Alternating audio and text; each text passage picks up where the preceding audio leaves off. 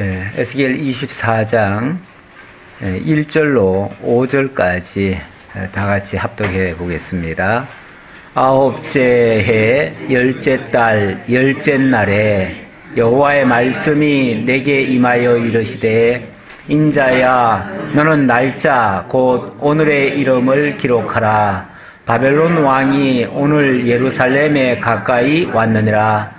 너는 이 반역하는 족속에게 비유를 베풀어 이르기를 주 여호와께서 이같이 말씀하시기를 가마 하나를 걸라. 건 후에 물을 붓고 양떼에서 한 마리를 골라 각을 뜨고 그 넓적다리와 어깨 고기에 모든 좋은 덩이를 그 가운데로 몰아 넣으며 고름뼈를 가득히 담고 그 뼈를 위하여 가마 밑에 나무를 쌓아놓고 잘 삶되 가마 속에 뼈가 무르도록 삶을 지어다.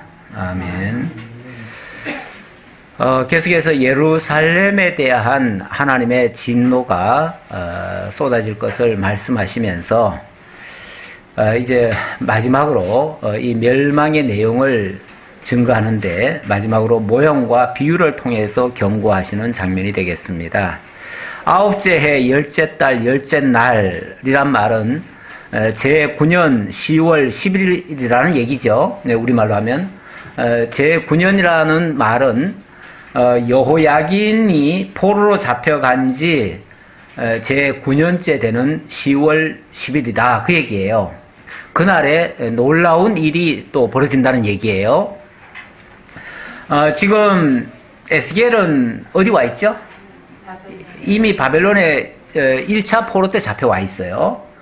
그리고 2차 포로가 있고 3차 포로가 또 있어요. 3차 포로 때가 완전히 멸망의 때인데 1차가 이제 주전 597년에 여호야긴이 잡혀가면서 시드기야가 잡혀갔죠. 시드기야가 잡혀가면서 이제 시작이 됐고, 여호야긴은 이제 사실은 지금 이거는 여호야긴 잡혀갈 때부터의 제9년이에요. 그러니까 여호야긴이 1차 잡혀가고, 2차에 또 그 아들이 또 잡혀갔죠.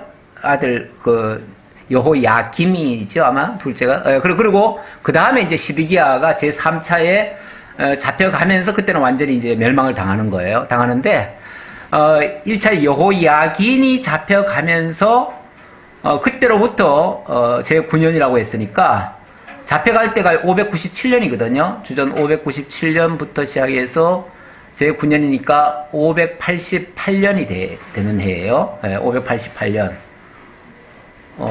원래 완전 멸망은 언제죠? 586년인가요? 587년인가?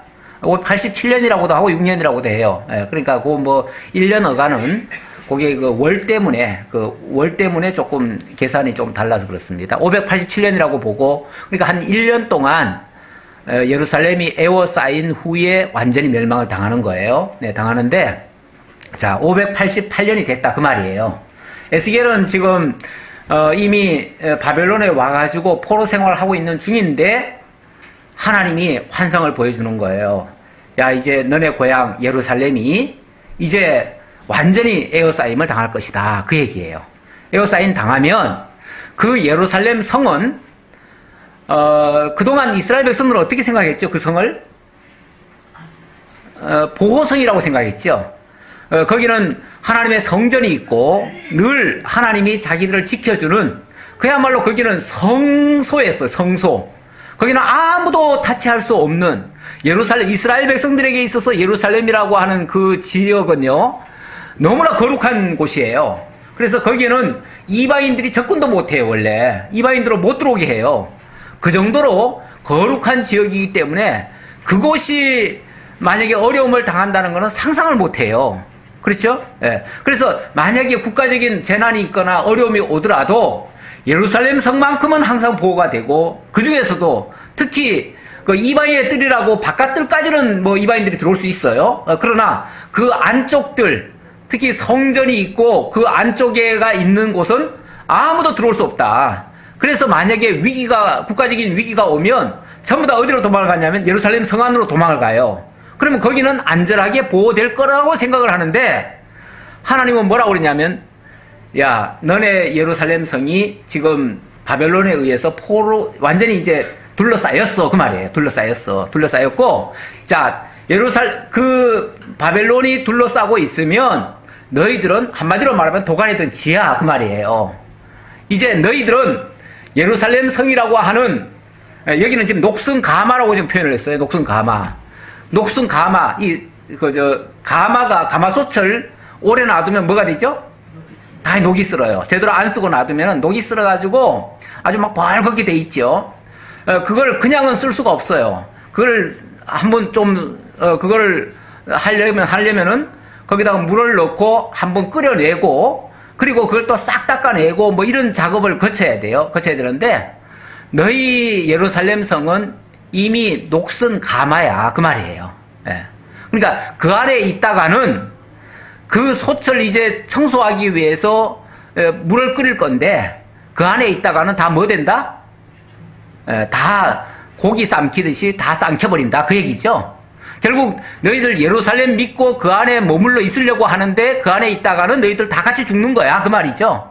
그 얘기예요. 그래서 이 날을 너희들 잊지 말아라. 이 날은 어찌 보면 국가적인 치욕의 날이죠. 국가적인 치욕의 날인데, 이 치욕의 날, 그래서 이 날을 기념해서 기억해라. 그 날을. 우리도 일제 36년간 그런 어떤 수모를 당했던 날들 있잖아요. 그런 날들은 절대 잊지 말자고 그 날을 기억을 하죠. 기억을 하는데, 사실 이 국치일 같은 거는 잘 기억하기 싫어해요. 왜냐하면 그거 좋아하지 않잖아요. 뭘 기억하려고 할까요? 해방되는 날, 뭐 자관 잘 되는 날, 좋은 날, 이런 날은 기억하려고 하지만 나쁜 날은 별로 기억하지 않으려고 해요. 근데 하나님께서는요, 좋은 날이든 나쁜 날이든 하나님이 크게 역사한 날은 다 기억하라고 그래요. 그걸 기억을 해야 그렇게 하신 하나님의 뜻을 깨닫게 되어지고, 그 일을 통한 하나님의 그런 어떤 섭리를 이해할 수가 있어요. 그래서 그거를 절대 잊지 말라고 하나님은 아주 그냥 인상 깊게 남도록, 그래서 그냥 지나갈 수도 있는 얘기를, 아니 망한다 소리를 지금까지 얼마나 많이 했어요. 뭐 별의별 방식으로 다 망한다 소리를 했는데 굳이 이렇게까지 또 얘기를 해야 되나? 어찌 보면 잔인한 이야기 같잖아요. 잔인한 이야기 같은데, 이번에는 그냥 너희들 그 안에 있다가 다 삼켜 죽는 거야, 이런 얘기를 하시는 거예요. 지금 에스겔의 입장에서는 너무너무 고통스럽죠. 사실 그 적진에 가가지고 지금 포로 잡혀 있는 것도 신세가 처량한데, 조국에서 들려오는 소리는, 물론 하나님이 지금 환상으로 보여주는 장면이지만 들려오는 소식은 이제 다 망한다는 얘기로 들리니까 너무 고통스럽지요.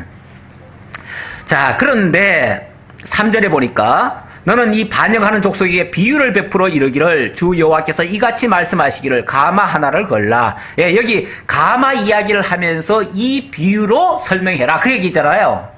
그러니까 우리 성경에 보면 상징이나 비유나 환상이나 뭐 계시 같은 게 많이 나오는데, 그럴 때는 이게 비유다 또는 상징이다, 뭐 그런 어떤 힌트가 있어요. 그 안에 힌트가 있기 때문에, 힌트가 있을 때는 그렇게 보고요. 만약 힌트가 없을 때는 실제 날짜로 봐야 돼요. 실제 지명으로 봐야 되고요. 그래서 아까 예를 들어서 제9년 10월 10일, 이거는 지금 비유가 아니에요. 그러니까 그 날짜는 그대로 보는 거예요. 역사적으로 실제 그 날에 그런 일이 있을 거라는 걸 확실히 우리가 볼 수가 있고, 그 다음에 이 녹슨 가마 이야기하는 건 이거는 뭐 명백한 비유예요. 그러니까 비유는 비유로 풀고, 또 날짜나 숫자나 제대로 된 거는 또 제대로 또 풀어야 되고, 이건 이제 성경 우리 해석법의 한 원리입니다. 그래서 제가 그냥 설명을 하나 곁들여 드리고 갑니다. 자, 이같이 말씀하시기를 가마 하나를 걸라. 건 후에 물을 붓고 양떼에서 한 마리를 골라 각을 뜨고 넓적다리와 어깨 고기의 모든 좋은 덩이를 그 가운데 모아 넣으며 고름뼈를 가득히 담고 그 뼈를 위하여 가마 밑에 나무를 쌓아 넣고 잘 삶때 가마 속에 뼈가 무르도록 삶을지어다. 뭐 어떻게 보면은 하나님이 고기 먹이실래나 싶지만은 이거 너희들 그 안에 있다가는 죽는다, 그 소리예요. 이거는 고기 먹이시는 게 아니에요. 이거 지금 재앙이 지금 임한다는 걸 지금 알려주는 말이에요. 그러므로 주 여호와께서 이같이 말씀하셨느니라. 피를 흘린 성읍, 녹슨 가마, 곧 그 속에 녹을 없이 하지 아니한 가마여 화 있을진저. 녹을 없이 하지 아니한 가마여 화 있을진저. 녹을 없이 하지 않았다는 말은 뭐죠? 그렇죠. 그 안에 엄청나게 더럽고 추하고 안 좋은 것들이 많았는데 그런 거에 대한 죄의식도 없었고 회개할 줄도 몰랐고 뭔가 돌이킴도 없었고 하나님 앞에 깨끗하게 살려고 하는 의지 자체가 없었던 그런 도석이다. 그런데 저들은 착각하고 있어요. 그 안에만 있으면 뭐가 되는 줄 알아. 이거 얼마나 큰 착각인지 몰라요. 우리도 신앙생활을 다 지금 하고 있지만 한국교회가 뭐 한때는 1000만이었다 이렇게 얘기하는데 엄청나게 사실 참 부흥한 건 맞습니다.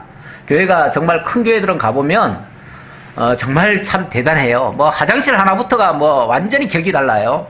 얼마나 잘해놓고 깨끗하게 해놓고 뭐 번쩍번쩍하게 해놓고 정말 야 저도 어떨 때 이렇게 다른 교회 가가지고 제가 뭐 세미나나 뭐 하러 가잖아요. 가보면은 야 나도 이 교회 다니고 싶다라는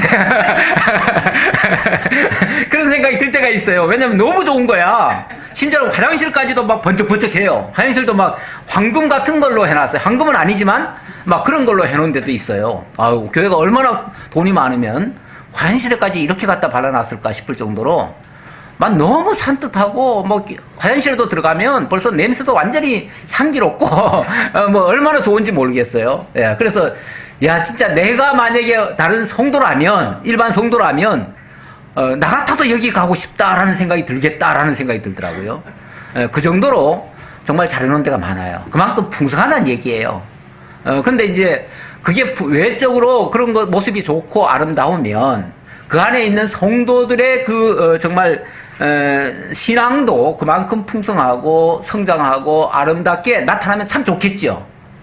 근데 가끔 보면 어떨 때 보면은 뉴스에 오르락내리락 내가 분명히 그 교회 너무 좋다고 내가 부러워가지고 왔는데 어느 날 보니까 뉴스에 나오는 거예요. 그 교회 뉴스가 나오는데 지금 난리가 난 거야. 무슨 소위 말해서 막 파가 나뉘어가지고 뭐 오전에는 어느 파가 예배드리고 오후에는 어느 파가 예배드리는데 그냥 난리가 났어요. 막 그런 뉴스가 얼마 전에도 나왔더라고요. 예. 거기도 아주 유명한 교회고 굉장히 내가 굉장히 사실 부러워했던 교회이기도 해요. 왜냐하면 거기는 정말 말씀 잘 가르친다고 생각했던 교회거든요.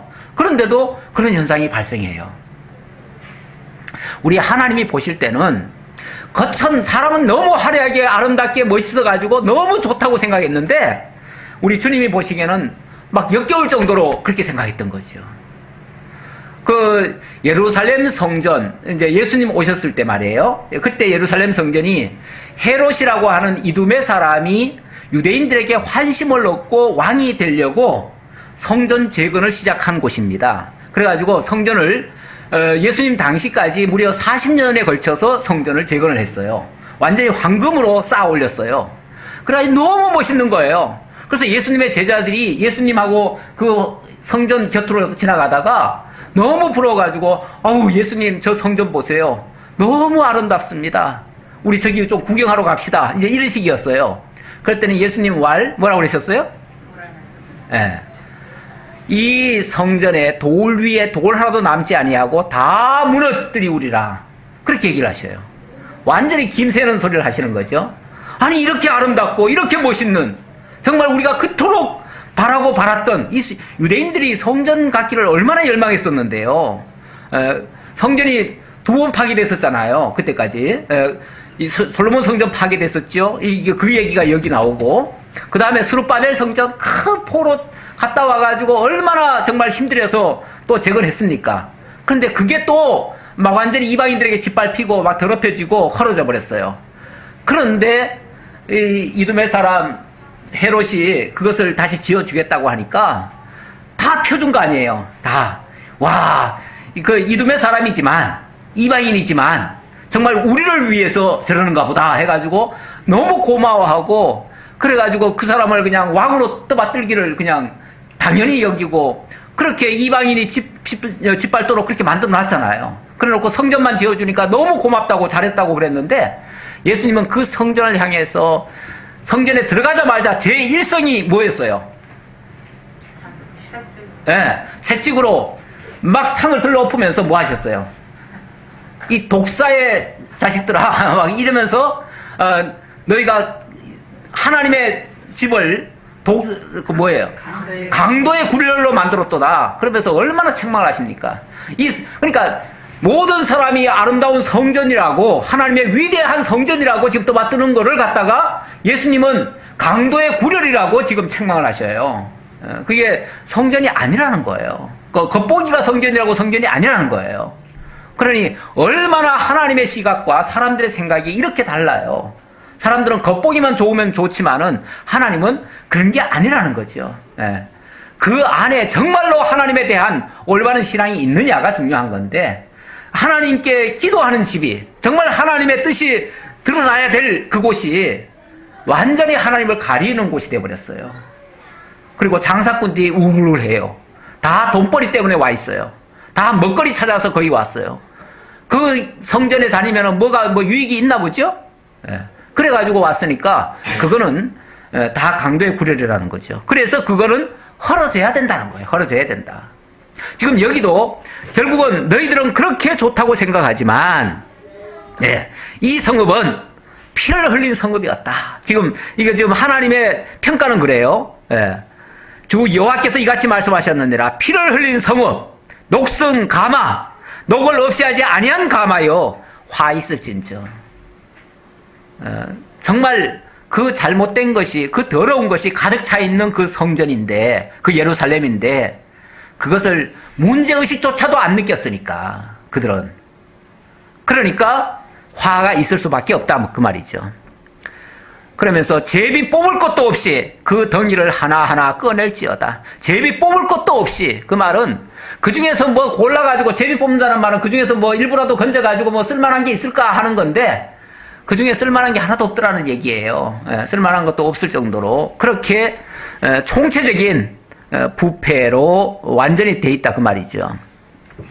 그 피가 그 가운데 있으며 피를 땅에 쏟아 티끌이 덮이게 하지 말고 맨 바위 위에 두었도다. 맨 바위 위에 두었도다. 내가 그 피를 맨 바위 위에 두고 덮이지 아니하게 함은 분노를 나타내어 보응하려 함이로다. 사람이 어떤 불의의 사고나 어떤 문제가 있어가지고 죽임을 당하면은 사실 그런 시체를 흉하게 그냥 막 이렇게 널브러지게 내버려 둘 게 아니라 얼른 치워가지고 어디 땅속에다 끌어묻어야 맞지요. 원칙은. 그래야 되죠. 그래야 되는데 우리 하나님께서 어떻게 하냐면 돌 위에, 반석 위에다가 시체를 갖다가 피투성이를 갖다가 이렇게 얹어 놓는다는 거죠. 왜요?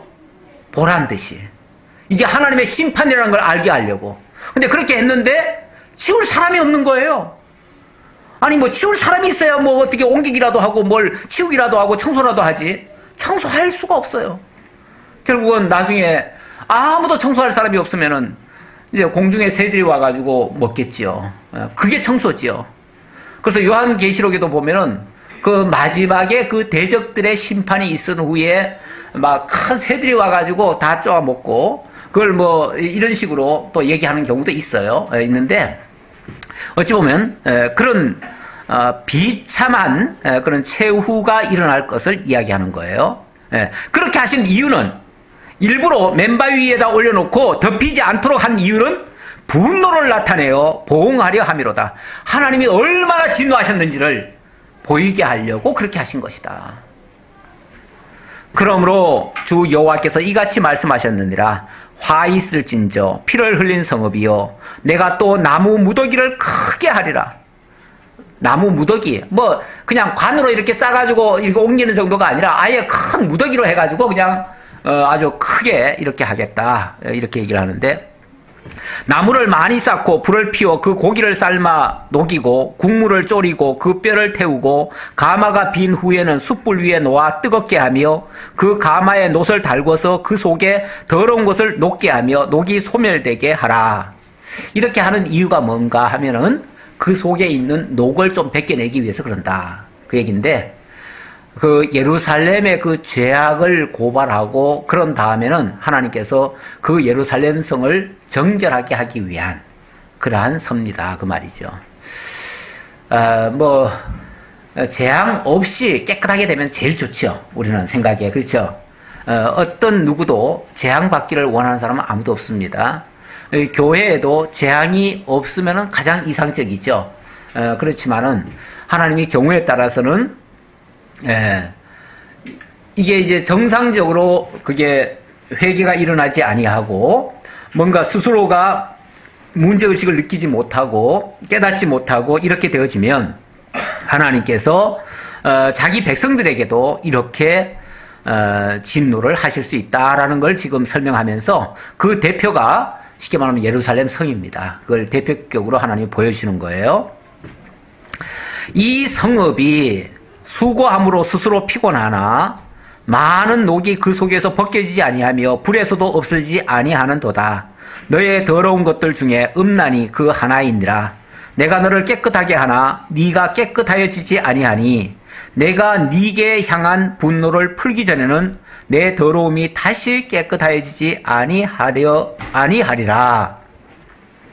그 더러운 것들 중에는 음란도 그 중에 하나다라고 했는데 지난주에는 그 예루살렘 성이 얼마나 음란했는가를 고발을 했었죠. 아주 적나라하게 설명을 했었는데 그것도 그 중에 하나다 그 말이죠. 그 중에 하나다. 여러 가지 하나님이 뭐 고발할 게 한두 가지겠어요? 심판의 심판거리가 그동안 쌓여 있는 게 원래 심판이라고 하는 게요. 뭐 조금 잘못했다고 바로바로 심판이 있는 게 아니에요. 우리 하나님이 이스라엘 백성들을 저 애굽에 내려가서 400년 동안 그들에게 많은 연단을 거친 후에 돌아오게 하셨는데 왜 그렇게 400년 동안 애굽에 가서 종살이 해야 됩니까? 라고 물으니까 하나님의 답변이 아직 이 땅이 그 가나안 땅 사람들이 아직 심판할 때가 안 돼서 그렇다. 그래서 그들의 죄악이 관영해질 때까지 하나님께서 놔두셨다가 관영할 때에 심판한다는 거죠. 그러니까 관영할 때까지는 하나님이 내어버려 두셔요. 내어버려 두셔요. 그게 뭐 우리가 생각할 때는 잠깐이 아니고 긴 세월일 수 있어요. 이스라엘 역사 속에서는 그것이 뭐 400년도 될 수 있고 또 몇천 년이 될 수도 있어요. 그렇게 하나님은 그 죄악이 관영할 때까지 그걸 이제 심판의 때를까지 기다리시는 거예요. 지금도 어떤 사람은 그래요. 뭐 하나님이 그렇게 막 진노하시면서 곧 심판하실 것처럼 얘기해놓고 왜 아직까지 주님이 재림 안 하시냐고 곧 오실 것처럼 얘기해놓고 그렇게 얘기하는데 우리 하나님은요 그 가운데 택한 백성들 회개하길 때까지 기다리신다는 말씀도 있고요. 또 죄악이 관영할 때까지 또 참는다는 말씀도 있어요. 그러니까 택한 백성들에게는 하나님이 기다려주는 거고요. 저 불택자들에게는 죄를 쌓을 때까지 심판의 때까지 그냥 목에 찰 때까지 하나님께서 기다려주시는 거예요. 근데 그 기다려주는 걸 갖다가 마치 하나님이 살아계시면 어떻게 이러실 수 있느냐 또는 뭐 하나님이 이렇게까지도 하나님이 가만 내버려 두는 거 보니까 하나님 안 계시는 거 아니야? 이렇게 지금 생각하라고 하는 게 아니에요.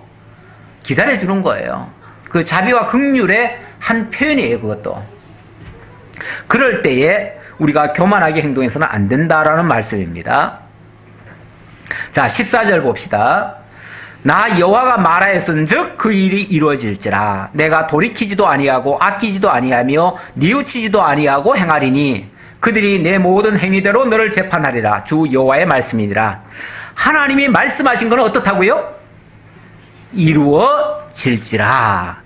나 여호와가 말하였은즉 그 일이 이루어질지라. 이게 하나님의 이름이 갖고 있는 아주 특성이에요. 하나님이 하시는 일의 특성이 하나님은 말씀하시고 말씀대로 이루시는 분이에요. 그래서 그 이름을 가리켜서 우리가 여호와라 해요. 여호와는 한 번 말씀하신 것을 헛 말씀하신 적이 없어요. 말씀해놓고 돌이키시지도 않아요. 그러니까 당신은 말씀하셨으면 말씀하신 그대로 이루셔요. 충분히 그럴 만한 능력도 있으셔요. 그래서 나는 내가 말한 거 이룰 때까지 돌이키지도 아니하고 아끼지도 아니하며 뉘우치지도 아니하고 행할 것이다.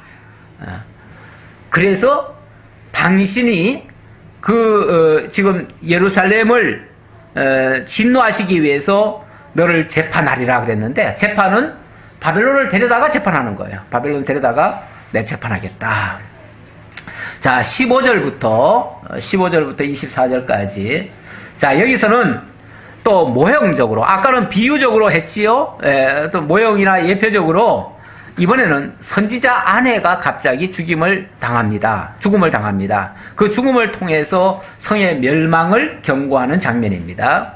자, 15절부터 또 한번 교독을 좀 몇 절 해볼까요? 여호와의 말씀이 또 내게 임하여 이르시되 인자야 내가 내 눈에 구하는 것을 한 번 쳐서 빼앗으리니 너는 슬퍼하거나 울거나 눈물을 흘리거나 하지 말며 죽은 자들을 위하여 슬퍼하지 말고 조용히 탄식하며 수건으로 머리를 동이고 발에 신을 신고 입술을 가리지 말고 사람이 초상집에서 먹는 음식물을 먹지 말라 하신지라. 내가 아침에 백성에게 말하였더니 저녁에 내 아내가 죽었으므로 아침에 내가 받은 명령대로 행하며 백성이 내게 이르되 네가 행하는 이 일이 우리와 무슨 상관이 있는지 너는 우리에게 말하지 아니하겠느냐 하므로 내가 그들에게 대답하기를 여호와의 말씀이 내게 임하여 이르시되 너는 이스라엘 족속에 이르기를 주 여호와의 말씀에 내 성소는 너의 세력의 영광이요 너희 눈의 기쁨이요 너희 마음의 아낌이 되거니와 내가 더럽힐 것이며 너희의 버려둔 자녀를 칼에 엎드려지게 할지라. 우선 거기까지요. 자, 이건 또 우리 하나님은요 당신을 계시하고 당신의 뜻을 알려주기 위해서 때때로 이 예언자들의 그 행동이나 또 그 가정이나 그 주변의 것으로 이렇게 또 보여주는 예가 많아요. 그러느라고 이번에는 선지자 에스겔의 아내를 죽게 하네요. 에스겔에게 있어서 가장 사랑하는 자, 가장 아끼는 자, 가장 소중히 여기는 자 누구겠어요? 아내라고 할 수 있죠. 하나님이 에스겔에게 가장 정말 사랑하는 아내를 하나님 갑자기 죽게 하신대요. 죽게 하는데 죽게 하시면서 하시는 말씀이 뭐라 그러냐면 내가 네 아내를 내가 죽일 건데 그러더라도 너 슬퍼하지 마. 울지도 마. 탄식은 할 수 있어. 탄식까지는 할 수 있는데 그러나 절대 남 보는 앞에서는 울지도 말어. 그러면서 아주 그냥 무슨 당당한 것처럼 이렇게 행동하라는 거예요. 그러면은 사람들이 의아할 거 아니에요. 아니 자기 아내가 죽었는데 어떻게 울지도 않는가? 저런 매정한 사람이 어디 있는가? 라고 얘기하거든. 그때 네가 이렇게 말해. 그 말이에요.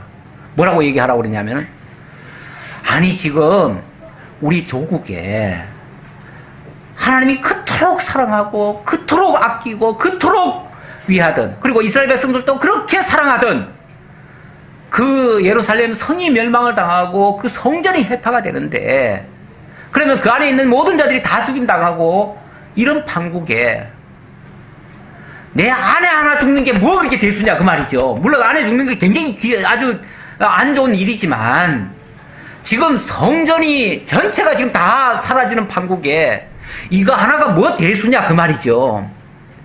그거를 그 백성들이 지금 뭐 자기 주변에 있는 백성들 아니겠어요? 다 포로 잡혀온 백성들 아니겠어요? 그들에게 그것을 실감나게 가르쳐 주려면은 솔직히 멀리 지금 떨어져 나와 있어가지고 솔직히 그 조국의 그러한 비참한 현실이 느껴지지 않습니다. 그렇죠? 그런 형편이 있는지도 잘 몰라요. 그거 알지도 못하면 반성이나 회개나 뉘우침이나 이런 게 있을까요? 없을까요? 없어요. 그리고 자기들은 곧 이제 하나님께서 회복시켜가지고 곧 예루살렘 돌아갈 것이다. 그러고 앉았어요 지금. 그러고 착각을 해도 보통 착각하고 있는 게 아니에요. 곧 죽을 거면서도 금방 곧 살 거라고 이렇게 착각을 하고 있으니 하나님께서 그 환상을 완전히 깨버리시는 거예요. 그리고 너희들 현실을 직시해라. 너희 조국은 지금 망했어. 그 말이죠. 망했고 너희가 이렇게 큰 죄악을 지금 가지고 있었어. 그래서 너희들은 마치 예언자의 아내가 죽임당하는 것처럼 가장 소중한 예루살렘이 그렇게 파괴되는 거야. 이거를 실감나게 해주려고 그걸 이제 마치 하나의 샘플로 보여준 거죠. 그걸 보여주면서 거기에 예언자는 뭐 때로는 자기 몸을 통해서 이렇게 보여주고요. 그러다 보니까 예언자들의 아내들이 여기뿐이 아니라 이사야의 아내 또 누굽니까 호세아의 아내 대표적으로 그 비참한 어려움들을 당하잖아요. 그런 일들을 당해요. 당하는 것이 그런 어떤 모델 케이스로 그렇게 되는 거예요.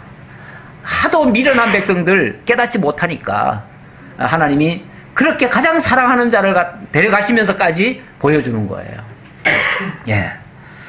자, 그렇게 설명을 하라는 거예요. 자, 그러면서 22절입니다. 너희가 에스겔이 행한 바와 같이 행하여 입술을 가리지 아니하며 사람의 음식물을 먹지 아니하며 수건으로 머리를 동인 채 발에 신을 신은 채로 두고 슬퍼하지도 아니하며 울지도 아니하되 죄악 중에 패망하여 피차 바라보고 탄식하리라. 이같이 에스겔이 너희에게 표징이 되리니 그가 행한 대로 너희가 다 행할지라. 이 일이 이루어지면 내가 여호와인 줄을 너희가 알리라 하라 하셨느니라. 에스겔에게 일어난 일이 이제 큰 일에 대한 뭐라고요? 표징이다. 하나의 예표적인 사건이다. 그 얘기죠. 실제적으로는 저 예루살렘이 멸망할 건데 그걸 이 백성들에게 계시하려고 지금 에스겔의 아내가 죽임당하는 이런 사건이 발생한다는 거죠. 그러면서 그걸 하나의 표징으로 보여주겠다라고 한 겁니다. 그러면서 자, 이런 일이 이루어지게 되면 진짜 하나님의 말씀이 그대로 이루어졌다는 것을 알게 될 것이다. 진짜 하나님의 말씀은 뭐예요? 예루살렘 성 멸망이죠. 그게 실제로 이루어진다는 거. 여기 이쪽에 있는 사람들은 잘 모를 수 있어요. 모를 수 있는데 하나님이 그 소식을 그것도 그대로 이루어졌음을 알게 할 것이다. 자, 어떻게 알게 하는가? 자, 25절부터 봅시다. 25절부터 우리 한번 다 같이 합독해 보지요.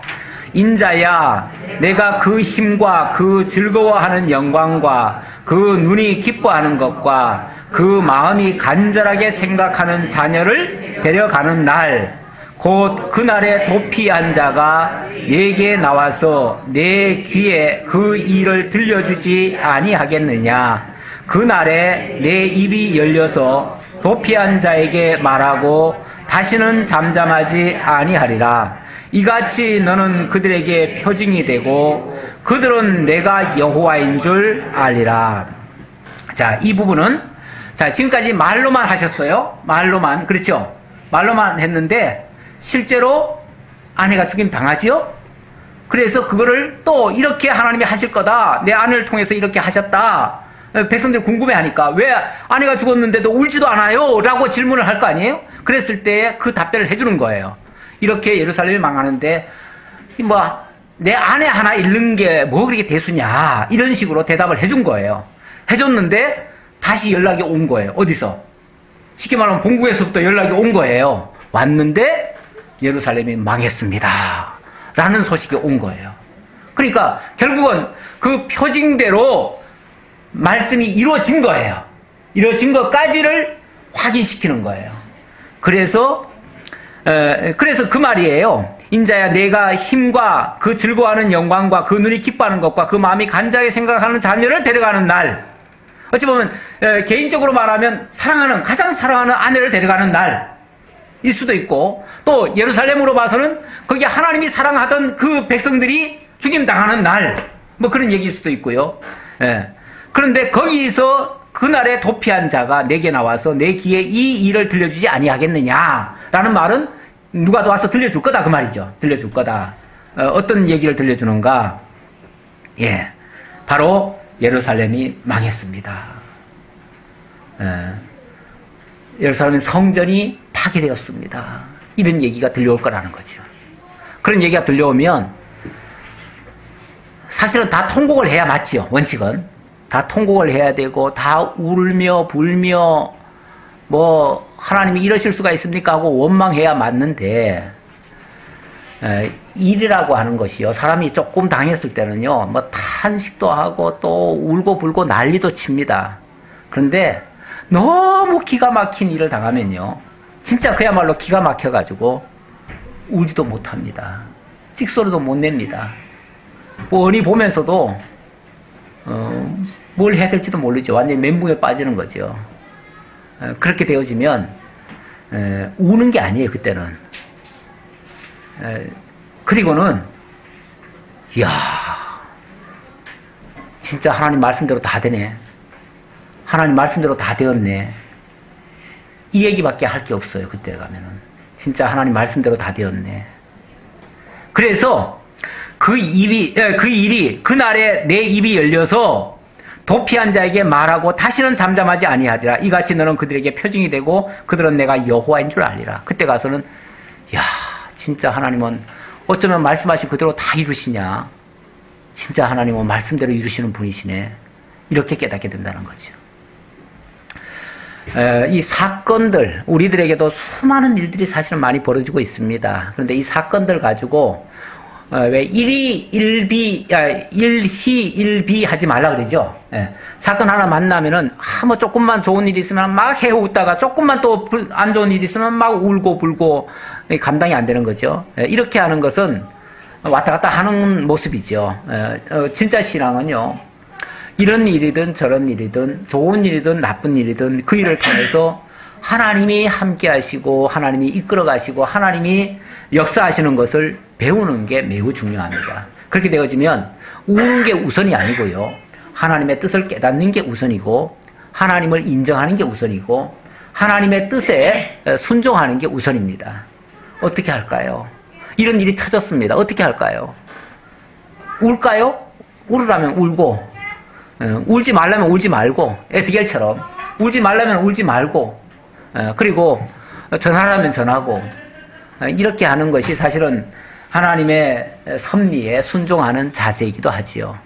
그러니까 무슨 일이든지, 물론 뭐 우리가 어려운 일을 당하면 슬퍼하는 게 지극히 정상이고 그게 잘못은 아닙니다. 잘못은 아닌데 어쨌든 그런 일을 통해서 하나님이 어떤 분이신가를 깨닫는 것이 매우 소중하다, 매우 중요한 일이다 라는 것을 말씀드리고 싶습니다. 이 본문도 그 얘기를 결론적으로 하고 있습니다. 이 일을 통해서 하나님이 여호와이신 줄 알리라, 이 말 하잖아요. 결론적으로는 하나님, 이 일을 통해서 정말 하나님은 말씀하신 그대로 이루시는 분인 줄 알리라. 이런 얘기를, 이런 거를 사건 당하고 아는 것보다 안 당하고 알면 훨씬 더 지혜롭죠.